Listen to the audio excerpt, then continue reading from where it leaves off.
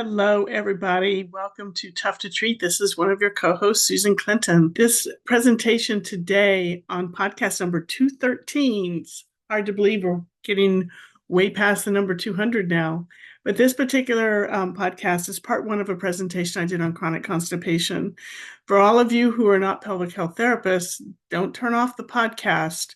This stuff applies to chronic low back pain in such an important way. So this is part one. Part two will air later. So watch for part two as well, and leave any questions or comments you have. We'd love to hear from you. Thank you very much and enjoy the podcast.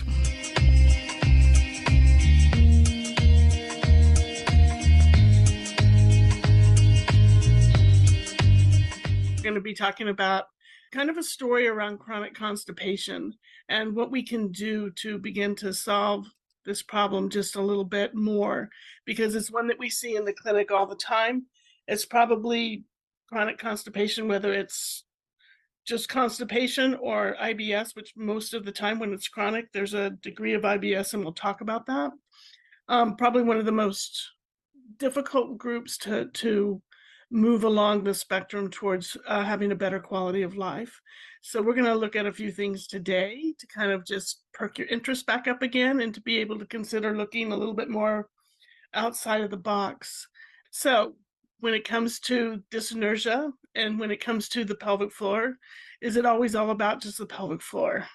Obviously not. We all have been around the block a bunch of times, and we know that there's a lot of important considerations that we want to consider here, from surgery to pregnancy and childbirth, to injuries, to simple things like increased abdominal pressure, constipation, obesity, back pain, intense physical effort, and of course, genetics.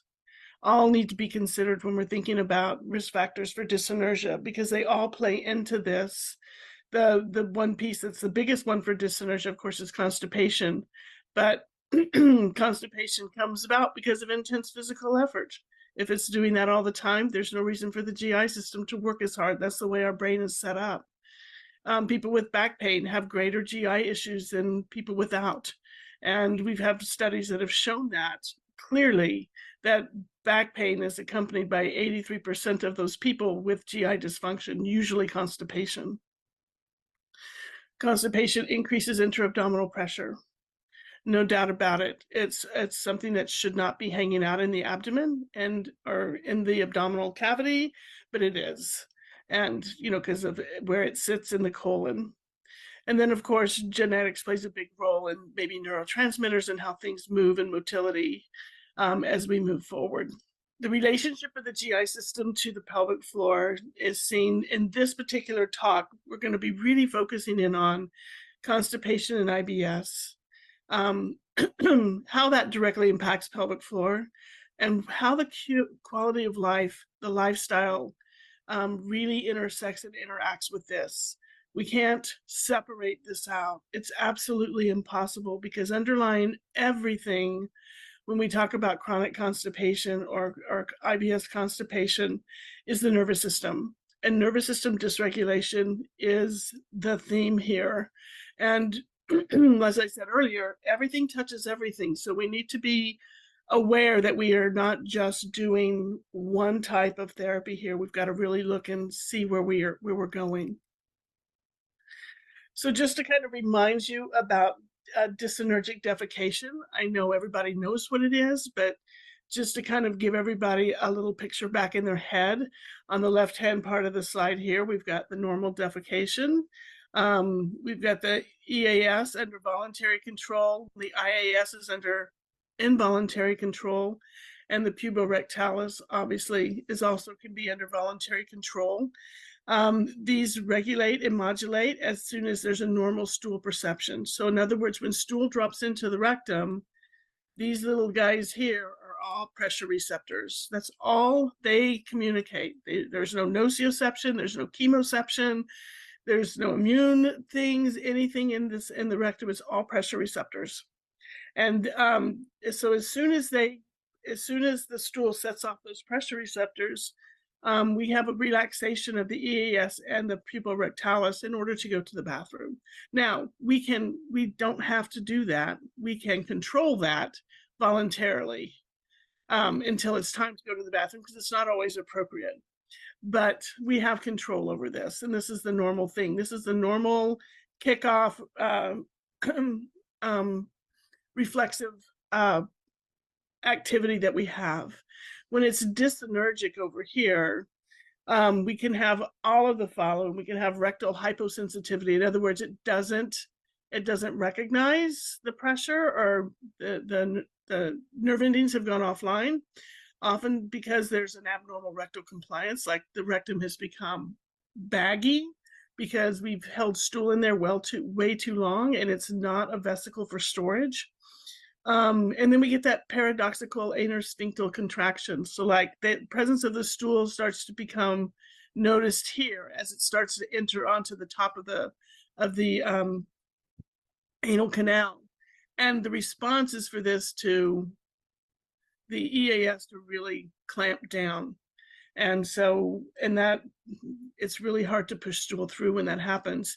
And then oftentimes associated with that is a poor abdominal rectal propulsive force as well. So that becomes kind of an issue to consider up above, because what we have going on, we may not have good intrarectal pressure. So we have to kind of figure out what we can do up above to help that as well. So it's not just, can we get this to relax and as they bear down, but can we get them to generate the right propulsive forces, and are they coming from the abdominal wall? Keep that in mind. So the Rome Foundation is now into Rome 4, and they have a lot of changes that they've made. I encourage everybody to revisit the Rome website. They are really all about the gut-brain axis now, which it's about time. So we're glad to see it and glad to have it. They've changed some of their definitions, and I just put them on here for basic constipation. Straining for more than a quarter of the defecations, lumpy or hard stools for more of a quarter of the defecations. So it's different now than what it used to be. Sensation of incomplete evacuation for more than a quarter. Sensation of anorectal obstruction or blockage. In other words, I can't push it out for a quarter of them. And at least a quarter of the time using manual maneuvers to facilitate digital evacuation. Then they go back to their regular definition, was also fewer than 3 times per week. Loose stools are rarely present without the use of laxatives.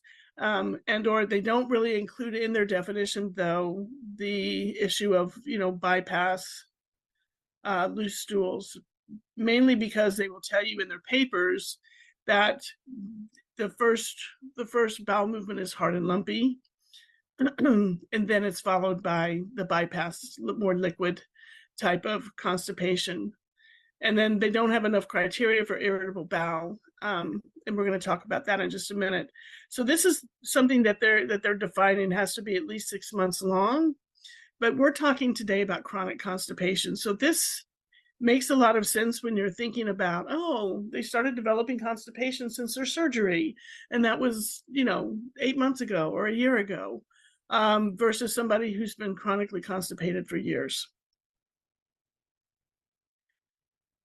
Looking at the Rome 4 for IBS constipation, it's important to realize that the biggest part about IBS is abdominal or visceral sensitization.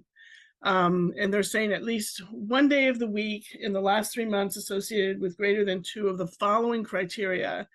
So in other words, related to defecation, what they mean by here, that it's often relieved, right? It gets, they feel bad, they have a bowel movement and they feel better. It's associated with a change of frequency in stool, so the harder, lumpier stool, and it's in a change of the form. So frequency, how often are they going, or how often are they not going, and then what does that stool look like? With IBS, you have to consider the more into the autonomic nervous system, the central nervous system for the gut-brain axis, because it's super important. Most of the time, IBS is triggered by these types of things. Here's the biggest ones, right?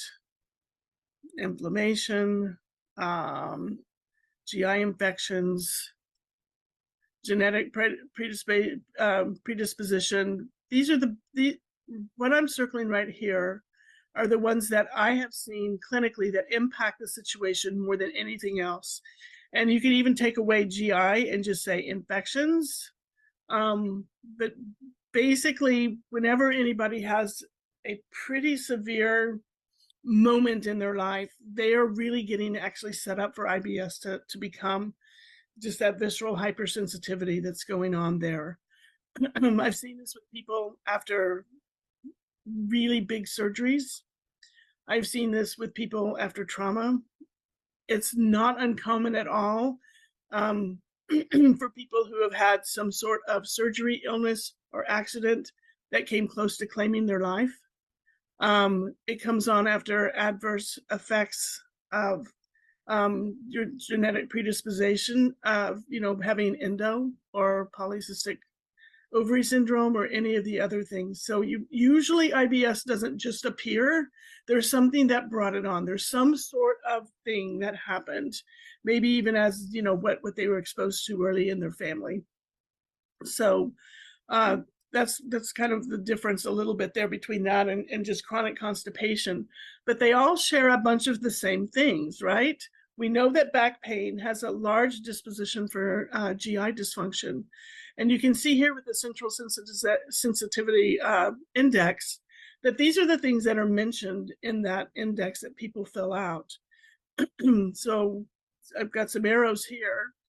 Irritable bowel syndrome is one of the things. Have you ever been diagnosed with that? When you were looking at that index, myofascial pain syndrome, fibromyalgia. Okay, but remember, here's one of the big ones.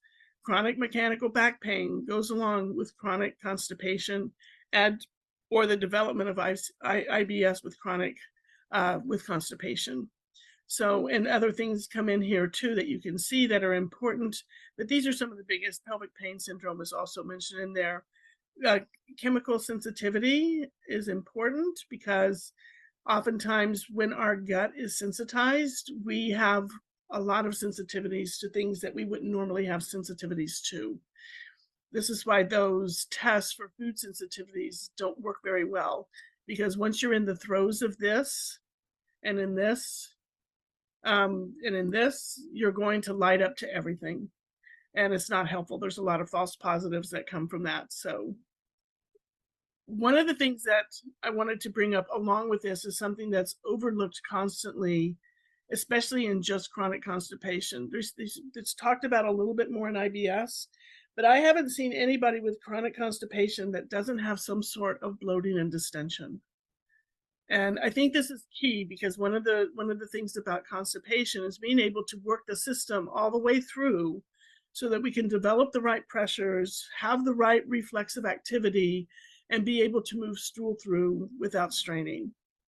And what happens is that when we're constantly carrying a load in our descending colon, maybe even in the transverses, or if they're lucky enough in the ascending colon as well, which is a huge problem, bloating and distension is a common complaint. It may not be painful. Like they may not say, I have pain, it hurts, it's really sharp, but it's that I don't feel good. I feel bloated. I feel like I need to go to the bathroom and I can't. And so those are some of just kind of the, thinking about the definition of IBS, I would like to see it be a little bit more into the hypersensitivity piece, or define the visceral discomfort piece a little bit more, because I think a lot of this gets lost when they're looking, and the Rome criteria exists for helping with research, criterion for research, so that they can look and see what's going to be the best things, rather than trying to put interventions across a very heterogeneous group. So they pull those things out on purpose for that. So just to keep in mind, bloating is the hypersensitive sensation, okay? Bloating is a sensation to normal changes in the lumen. So gas, liquid, those are all normal. And so when we have bloating, we have a lot of discomfort that's going along with a normal change, a normal girth change within the lumen, okay? Distension is the actual change of the girth in the abdominal wall. In other words, we can measure that around the belly button. And this particular article covered 5 reasons of why you can get bloating and distension. And so some of the things that they talked about in there was what diet, what foods are triggering this? Do they have small intestinal bacteria overgrowth? Are they constipated? Do they have visceral hypersensitivity? And then is this present? Abdominal phrenic dyssynergia, which could be one of the things when it goes along with chronic constipation, makes it very difficult to generate the pressures in the right way in order to increase the right intra-abdominal pressure to move the stool through or to overcome a lack of a good intrarectal pressure. So why do we worry about this and why do we care, especially if we're talking about chronic constipation? So basically what they talk about in this article is what, the misconceptions are, and, that they should, how do they look at this? And they're always saying that you need to avoid the organic bloating, and distension should always be considered first and appropriately assessed, right? But so in other words, do they have irritable bowel, functional dyspepsia? What can they do medically to help that along? But we also want to do some therapies that are focused right on the pathogenic mechanism of dietary modification, microbiome modulation. That's for the people who spend their time with that. But we know that there are food sources that don't do well once that visceral hypersensitivity is set up. And then promoting gas evacuation, helping them attenuate the visceral perception, controlling the abdominal wall muscle activity via biofeedback. That's from this article. They just looked at some different ways that they could measure the abdominal wall and the phrenic activity, the diaphragm activity with biofeedback, and they wanted to help reverse that. I'll talk about that in just a minute. So when we're talking about the aberrant or the dyssynergic reaction of the abdominal wall and the diaphragm, what ends up happening in the face of that discomfort is we get abdominal wall relaxation. But basically what it is, right, with pain, we get an inhibition of the abdominal wall. The brain sets that up on purpose. We try to get away from things that hurt. When we have chronic low back pain, the multifidus gets inhibited. And that's an effort for the brain to stop having that muscle squeeze whatever together that is, that it's gotten sensitive on the joint surfaces. And it doesn't want that muscle to pull those joint surfaces together anymore. Remember that back pain and constipation and IBS go hand in hand. Hand in hand. So this is kind of starting to look a little familiar here. Then what we have is we have diaphragmatic descent. What this means is that the diaphragm is starting to act like a postural control muscle. It's because the diaphragm is relaxing. What's that going to do to the back? And what's that going to do to the stability of the trunk? We got to think about that a little bit too. Okay, so we're getting kind of a bit of a setup here that is, kind of getting us to think, we need to think a little bit more about the diaphragm and how that works with the abdominal wall versus teaching them to do maybe more belly breathing. And I'll get into that in just a second too. So this is an article by Kohler in 2012. And what they did was they looked at people, they put them in the MRI, they did functional MRI with them, and they basically looked at their diaphragm. And this is these are people without back pain, and these are people with pain. And they were chronic low back pain clients. It's a small study, but it showed some really good stuff. And what they did was they put pressure on their knee as they tried to lift their knee up, or on their arm as they tried to lift their arm up.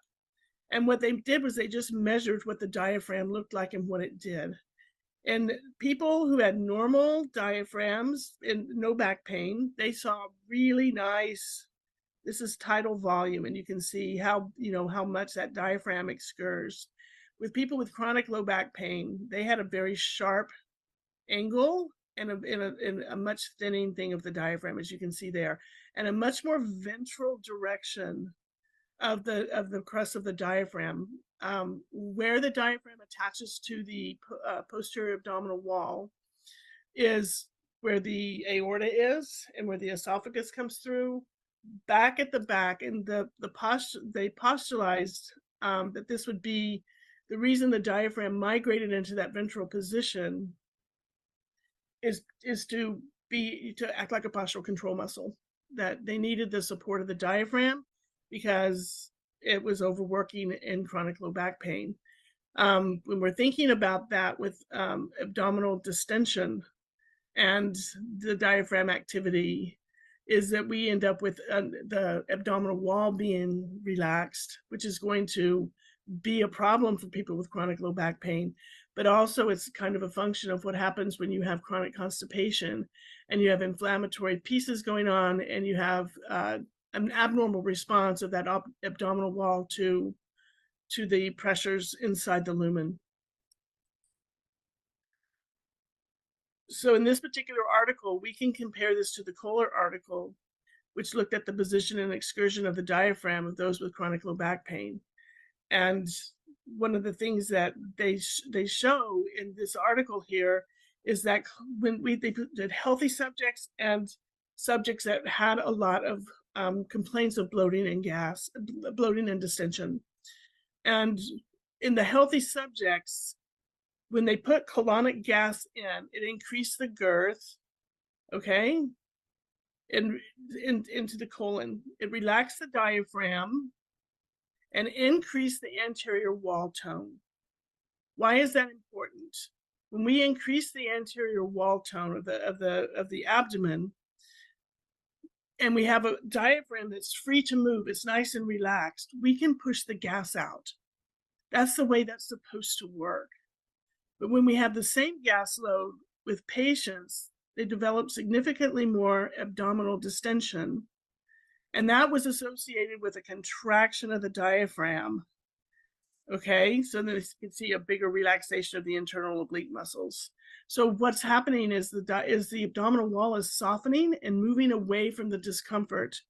And because of that, because of the loss of the intra-abdominal pressure, which is also very a low pressure area anyway, the diaphragm actually in response tightens up and tries to become a postural control muscle. And when you have that, then you no longer have the help of the diaphragm to do its normal excursion with tidal volume breathing, or even with effort, forced volume, to move the gas through. And here's a nice picture of it. You can see this is what happens in normals. The nice abdominal wall muscles kind of, and this isn't gripping. Don't get this confused with abdominal muscle gripping. This is not gripping. This is a normal response when when gas enters into the colon. The diaphragm relaxes, and what it doesn't show here in this picture is now it's got this lovely wide way to go through excursion, which means that you can use the breathing and exhale, hold the diaphragm, hold the abdominal walls a little bit tighter, not hard, just a bit, and have that diaphragm work to push the gas through. That's how that's supposed to work in the normal visceral somatic reflex. In the abnormal one, we have the gas comes in, the abdominal wall goes out. We don't like it. It doesn't feel good. And we've got distension, right? So first we have the bloating, which is like, ooh, something's not right in here. And then the belly distends. When that happens, we have a concomitant contraction of the diaphragm, meaning that now its movement is little bitty compared to this big movement up here. So it's in no way in any position to try to push and pull this gas.